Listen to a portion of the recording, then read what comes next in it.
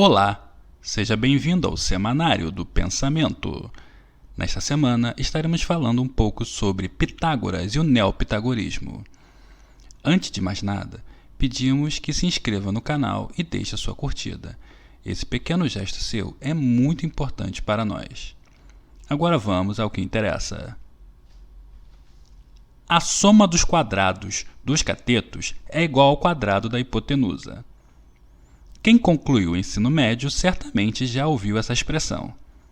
Ela representa a relação entre os lados de um triângulo retângulo, ou seja, o triângulo que tem um ângulo interno reto de 90 graus.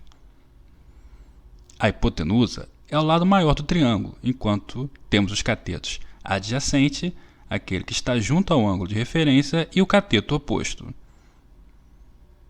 Para provar que o triângulo é verdadeiramente retângulo, suas proporções devem obedecer ao teorema e apresentar a fórmula a ao quadrado é igual a b ao quadrado mais c ao quadrado, onde a é a hipotenusa, enquanto b e c são os catetos.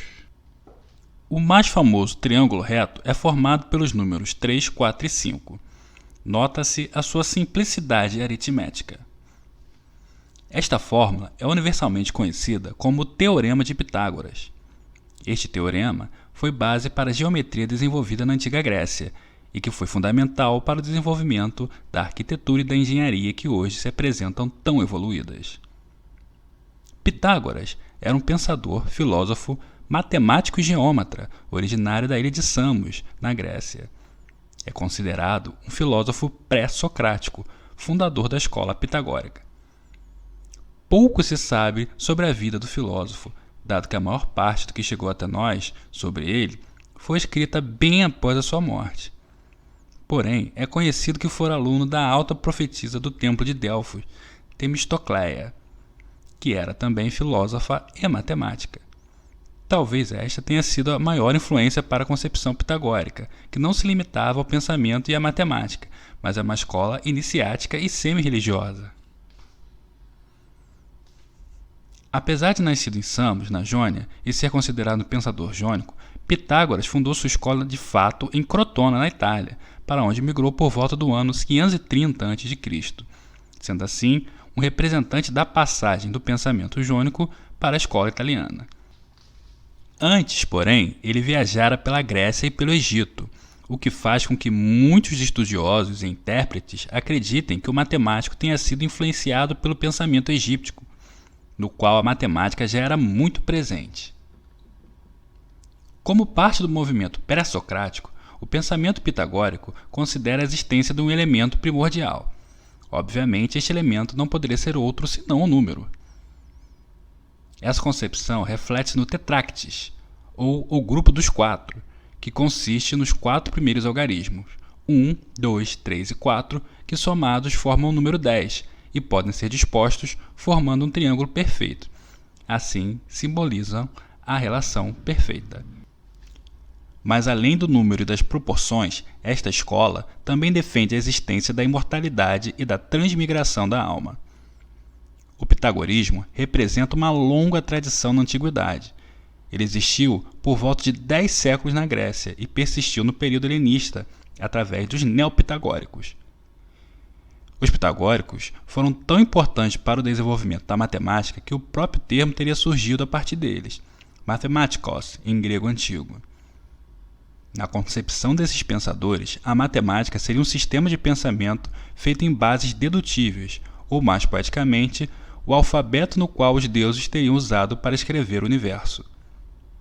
Para eles, o número é a essência de todas as coisas, ao ponto que Filolau, um conhecido pitagórico, chegou a afirmar que todas as coisas que podemos conhecer contêm números.